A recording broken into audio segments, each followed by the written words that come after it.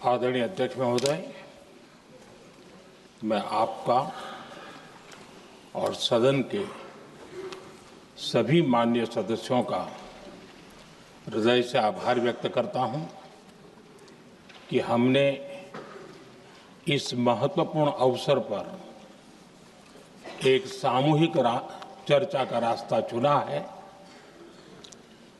जिस मंत्र ने, जिस जयघोष ने देश की आजादी के आंदोलन को ऊर्जा दी थी, प्रेरणा दी थी, त्याग और तपस्या का मार्ग दिखाया था, उस वंदे मातरम का पुण्य स्मरण करना इस सदन में हम सबका ये बहुत बड़ा सौभाग्य है। और हमारे लिए गर्व की बात है कि वंदे मातरम के 150 वर्ष निमित्त इस ऐतिहासिक अवसर के हम साक्षी बन रहे हैं।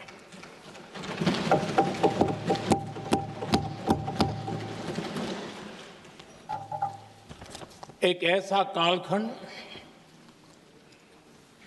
जो हमारे सामने इतिहास की अनगिनत घटनाओं को अपने सामने लेकर के आता है। ये चर्चा सदन की प्रतिबद्धता को तो प्रकट करेगी, लेकिन आने वाली पीढ़ियों के लिए भी, दर पीढ़ी के लिए भी ये शिक्षा का कारण बन सकती है अगर हम सब मिलकर के इसका सदुपयोग करें तो। आदरणीय अध्यक्ष जी, एक ऐसा कालखंड है जब इतिहास के कई प्रेरक अध्याय फिर से हमारे सामने उजागर हुए हैं।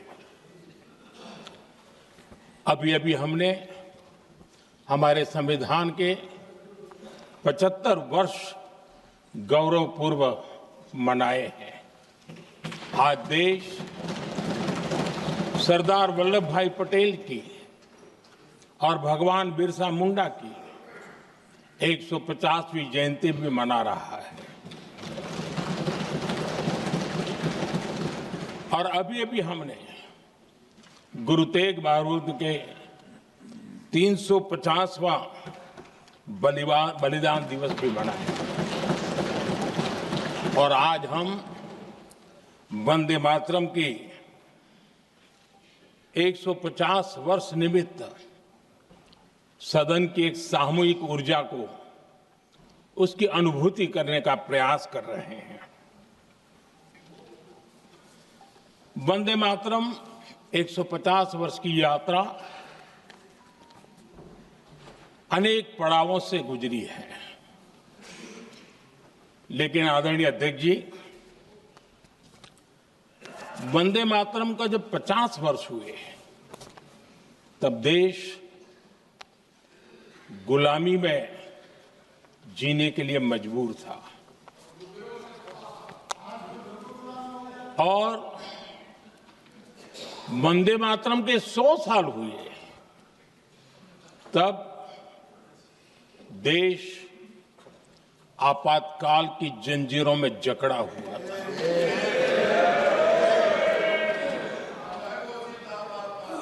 जब वंदे मातरम 100 साल के अत्यंत उत्तम पर्व था, तब भारत के संविधान का गला घोंट दिया गया था।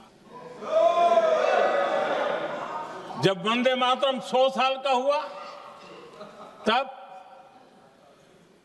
देशभक्ति के लिए जीने मरने वाले लोगों को जेल के सलाखों के पीछे बंद कर दिया गया था। जिस वंदे मातरम के गीत ने देश को आजादी की ऊर्जा दी थी, उसके जब 100 साल हुए तो दुर्भाग्य से एक काला कालखंड हमारे इतिहास में उजागर हो गया। हम लोकतंत्र के गिरोह में थे,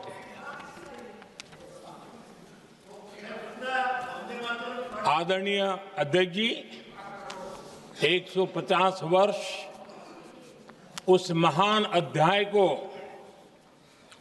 उस गौरव को पुनः स्थापित करने का अवसर है और मैं मानता हूं सदन ने भी और देश ने भी इस अवसर को जाने नहीं देना चाहिए।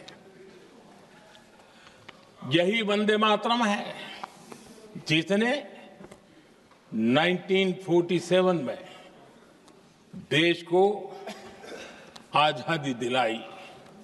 स्वतंत्रता संग्राम का भावात्मक नेतृत्व इस वंदे मातरम के जयघोष में था। आदरणीय अध्यक्ष जी, आपके समक्ष आज जब मैं वंदे मातरम 150 निमित्त चर्चा के लिए आरंभ करने खड़ा हुआ हूं, यहां कोई पक्ष प्रतिपक्ष नहीं है, क्योंकि हम सब यहां जो बैठे हैं एक्चुअली हमारे लिए रण स्वीकार करने का अवसर है कि जिस वंदे मातरम के कारण लक्षावधि लोग आजादी का आंदोलन चला रहे थे और उसी का परिणाम है कि आज हम सब यहां बैठे हैं। और इसलिए हम सभी सांसदों के लिए, हम सभी जनप्रतिनिधियों के लिए वंदे मातरम के रण स्वीकार करने का ये पावन पर्व है।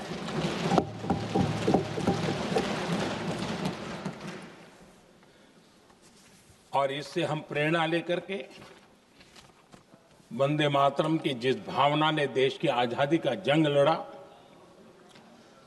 उत्तर दक्षिण पूर्व पश्चिम पूरा देश एक स्वर से वंदे मातरम बोल के आगे बढ़ा।